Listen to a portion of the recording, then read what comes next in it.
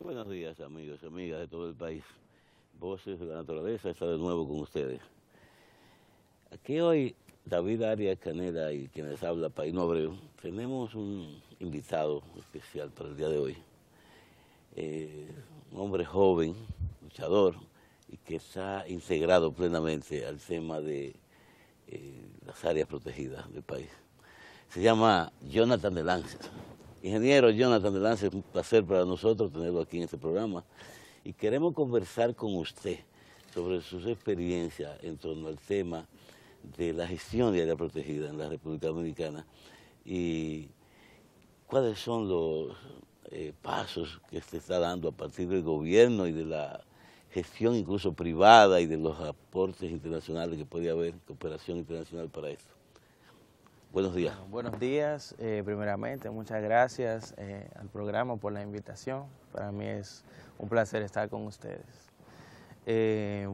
La República Dominicana creo que ha tenido serios avances en materia de la gestión de las áreas protegidas y lo que significan las áreas protegidas también para la sociedad.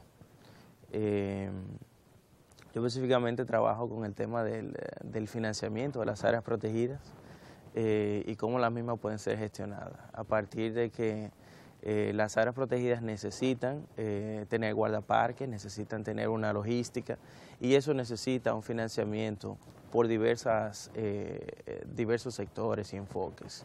A propósito de eso que usted dice, que necesitan una gestión que implica gastos, personal y todo eso, ¿qué usted opina? ¿Las áreas protegidas del país están protegidas? Sí, bueno, para responder a esa pregunta hay que ver el contexto histórico de las áreas protegidas, en el caso de República Dominicana en particular, porque en la región también las áreas protegidas a nivel mundial tienen sus deficiencias desde distintos puntos de vista. En el caso de la República Dominicana, nosotros somos un país que en los últimos 30 años ha acelerado su declaración de áreas protegidas, es decir, el territorio nacional al momento ahora cuenta con más de un 25% del territorio ya protegido, cuando hace 30 años no tenía ni siquiera un 10% del territorio. ¿Qué ha sucedido? Que ese crecimiento acelerado ha implicado nuevas capacidades o necesidades de capacitación, de logística, de financiamiento, que no se han correspondido con la celeridad con que han sido creadas. Entonces creo que en ese sentido sí falta ciertos niveles y estándares de protección para el manejo efectivo del Sistema Nacional de Áreas Protegidas y creo que se debe incluir un mayor empoderamiento tanto del gobierno como de instituciones no gubernamentales, de la sociedad civil, en la conservación de los recursos naturales. O sea, que hay una modalidad, por ejemplo, que se utiliza mucho en los países centro y sudamericanos, que es, por ejemplo, el comanejo de las áreas protegidas.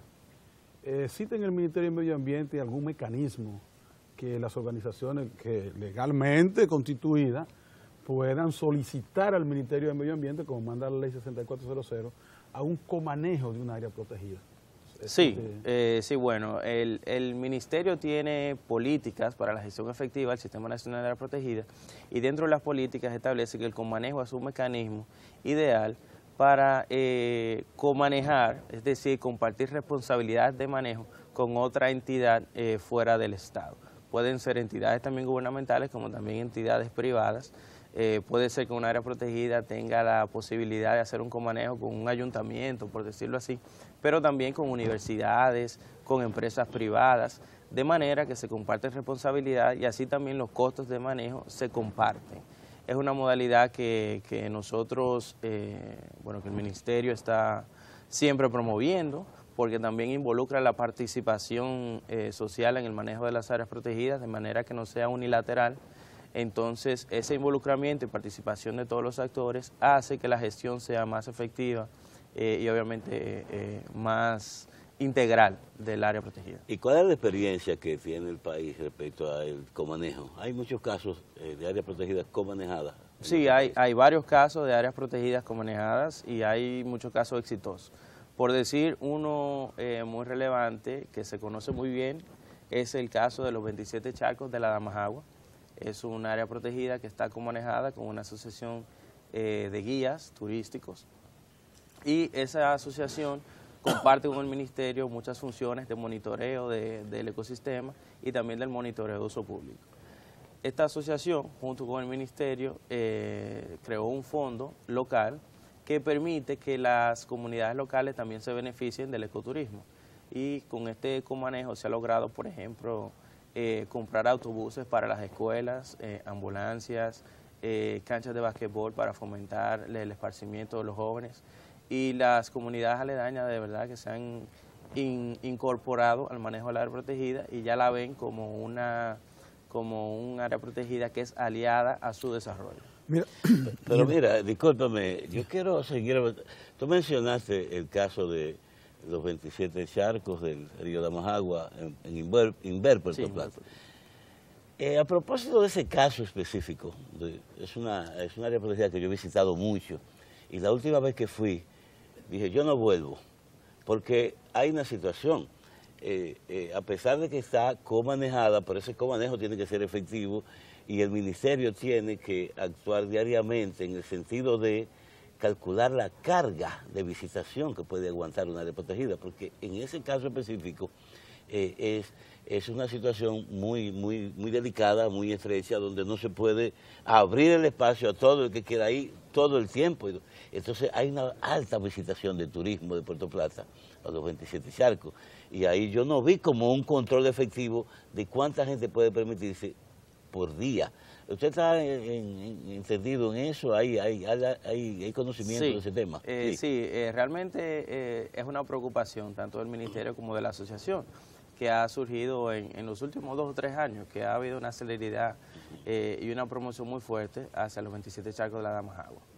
Definir una capacidad de carga desde el punto de vista del enfoque ecosistémico no nos permite a ciencia cierta decir si 10 personas es lo correcto o si son 15 personas. Porque tú puedes tener 10 personas que tengan un patrón que altere más el ecosistema que 5 personas que no lo estén alterando. No sé si me doy a entender. Sí, claramente. Hay turistas que son muy pasivos, que están muy conscientes, que están dentro de un área protegida y tú puedes llevar 20 turistas de ese patrón y no te va a generar el impacto que si pudiesen hacer 10 turistas que no estén conscientes de que están dentro de un área protegida y ese tipo de cosas. Entonces se hace una evaluación de los límites de cambio aceptable. Entonces en los límites de cambio aceptable identificamos patrones del impacto que tiene sobre el medio ambiente. Es decir, por ejemplo, si un sendero que es transitado tiene 1 metro de ancho y se va extendiendo y la capa vegetal se va disminuyendo, pues entonces ya es un punto de atención. Entonces, lo que se ha hecho ahora es que se han incluido rutas alternas. Es decir, anteriormente las personas en los altos de la Damajagua subían por los charcos y bajaban por los charcos de la Damajagua. Ahora no es así. Ahora suben por un sendero y bajan por el charco. Bueno, es una buena información, porque claro, efectivamente las veces que yo he ido fue como usted explicó, subía por el mismo río y bajaba de nuevo.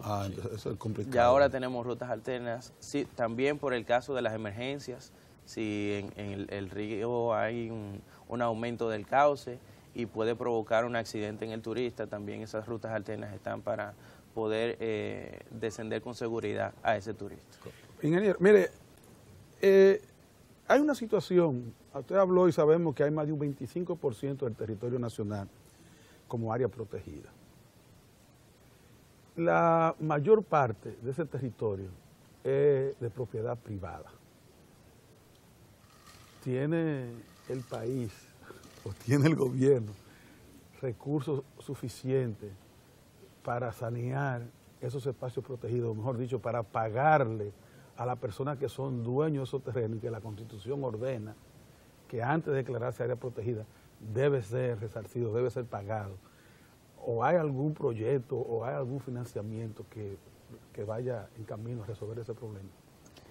Bueno, es una pregunta difícil de responder por varios asuntos. Primero, por la certeza de la información, en el sentido de, por ejemplo, ¿cuánto debe el Estado Dominicano a esos terrenos privados? Esa cuantificación no se tiene al momento. Yo podría citar un ejemplo que hay un espacio dentro de un área protegida que si le fuésemos a pagar esa compensación asciende al presupuesto del ministerio por un año, del Ministerio de Medio Ambiente. Solamente un propietario. Es decir que es una situación muy difícil. Hay distintas propuestas sobre la misma. Hay propuestas de crear un fondo y que ese fondo vaya compensando esos propietarios privados que tienen algún uso dentro de las áreas protegidas. ¿Qué sucede también? Que haciendo o reflexionando sobre eso, las áreas protegidas tienen categorías de manejo. Y lo que se hace es que cuando una área protegida es declarada, significa que el uso está regulado, pero la propiedad permanece, hasta tanto el Estado dé una compensación o permuta. Todos aquellos terrenos que tienen título de propiedad antes del 2000, porque la ley así lo establece, la 6400 y la 202-04, que es la ley marco del Sistema Nacional de Áreas Protegidas. Entonces, ¿qué esfuerzos se han hecho? Por ejemplo, hay un proyecto entre el Programa de las Naciones Unidas y el Ministerio de Medio Ambiente que trata sobre el financiamiento sostenible del Sistema Nacional de Áreas Protegidas. Y dentro de ese proyecto se han abordado áreas piloto, identificando dentro de esas áreas cuáles son las parcelas que son de propiedad privada, cuáles son del Estado. Entonces, en esas áreas que son de propiedad privada se han identificado esos propietarios y qué uso se le está dando. Uno de esos pilotos está en el Francisco Alberto Camaño Deño y se está permitiendo, o estamos intentando, al menos compensar de una manera, vamos a decir, mínima, especial, especial, con algunos propietarios de terreno que, aunque tienen su uso regulado, se le pueden permitir algunas actividades económicas que no son nocivas al medio ambiente, como la agroforestería, apicultura, en zonas donde no afecten el objeto de conservación del área protegida. De esta manera, ese propietario que puede entender que su uso está restringido y que no tiene ninguna actividad económica que aprovechar, ahora se le dan algunas facilidades para que sí pueda desarrollar alguna actividad económica dentro de su terreno, hasta tanto se pueda compensar. Ingeniero Velance, fíjese, una cosa es el problema de los propietarios originales de los terrenos que han sido convertidos en área protegida y que no han sido resueltas por el Estado. Y otra es la atención, el cuidado específico del área protegida todo el tiempo, cada día. Entonces, cuando hablamos de pago por servicios ambientales, que es lo máximo que se puede esperar de las áreas protegidas, y cuando usted protege un área, a partir de ahí toda la biodiversidad que está ahí adentro está ejerciendo un servicio ambiental para la sociedad, que para mantenerlo eso tiene un costo. Ese costo, para financiar eso, que es lo que usted está trabajando bastante en eso, ¿usted no cree que hay muchísimas fuentes, no solamente de apoyo y de cooperación internacional, sino también nacionalmente? Porque cuando yo pienso en el pago por servicios ambientales, por ejemplo, para conservar una cuenca, digo, pero ven acá, y todos los que nos bañamos abajo, bebemos agua, usamos esa agua, regamos con ella, producimos con ella, tenemos que pagar el valor que eso tiene para que el agua se conserve arriba. ¿Usted sabe si se está haciendo algo propiamente en el país para utilizar esas fuentes de financiamiento adecuadamente? Primero que nada, el pago por servicios ambientales es uno de los mecanismos de financiamiento para la conservación y puede estar dentro del área protegida como también fuera del área protegida, porque hay espacios que aunque no están dentro de una categoría de manejo o propiamente dentro de un área protegida, sí derraman beneficios ecosistémicos.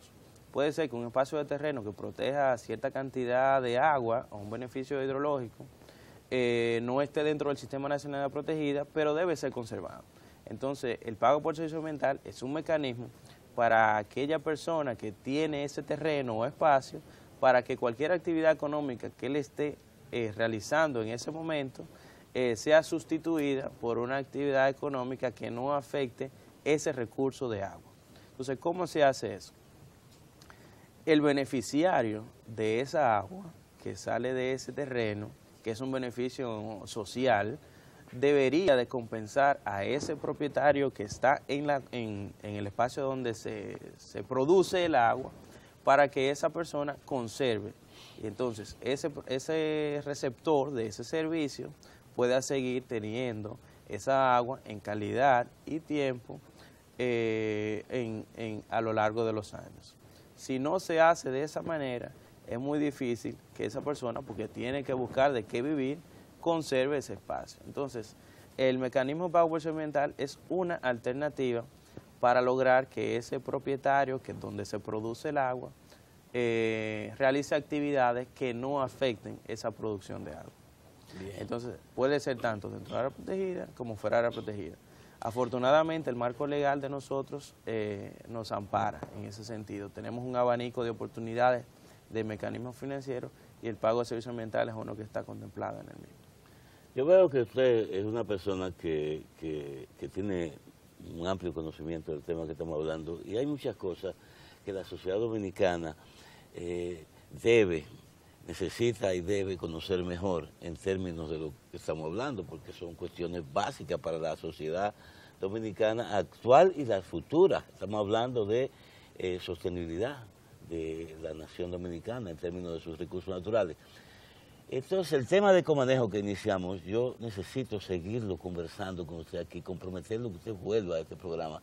Porque, por ejemplo, fíjese, solamente para darle un caso, hay áreas protegidas que están siendo comanejadas, excelente. Usted mencionó incluso el caso de los 27 charcos en el río de Majagua, y nosotros sabemos también de la reserva de Gano Verde, en Quitaespuela, en San Francisco de Macorís, en el sur, el Grupo Jaragua, ¿verdad? Está manejando otras áreas. A mí me gustaría manejar más el tema aquí, porque, por ejemplo, ahora en el Congreso se está discutiendo el tema de convertir a Loma Miranda en parque nacional. Ya yo he discutido eso mucho, en este programa pero, hemos hablado mucho también. Pero un especialista como tenemos aquí, ¿podemos oír su opinión? ¿Usted cree que Loma Miranda debe ser declarada parque nacional?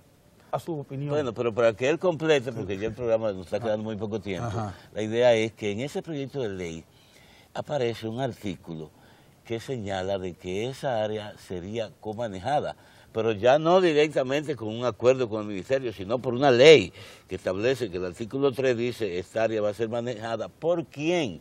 ¿Por quién va a ser gestionada?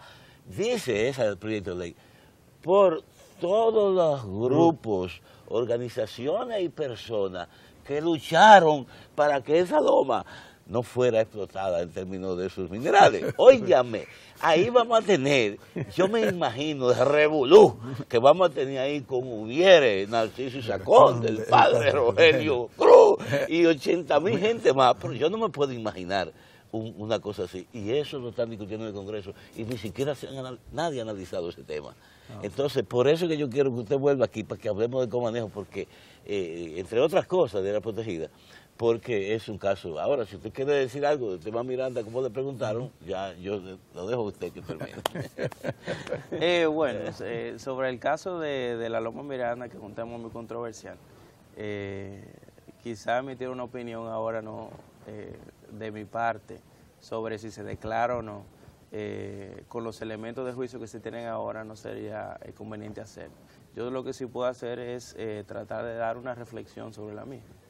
Si nosotros tenemos más de un 25% del territorio ya protegido, que conserva los ecosistemas críticos, las especies que ya están amenazadas, etcétera, habría que ver cuál es la relevancia de declarar el Parque Nacional Loma Miranda. Lo otro es también que las áreas protegidas responden a categorías de manejo, es decir, hay parques nacionales, hay reservas de vida silvestre, hay reservas científicas, y cada una tiene una restricción establecida. Entonces, sé que no tenemos tiempo, Entonces, en otra ocasión yo podría aclarar un poco más. A mi sobre ese tema. entender, Miranda no tiene mérito ni para vía panorámica, para nada, absolutamente para nada, no reúne mérito para área protegida. Bueno, señores, el programa se terminó porque el tiempo ya se acabó, así que el próximo jueves, a esta hora, que estaremos con ustedes. Muchas gracias.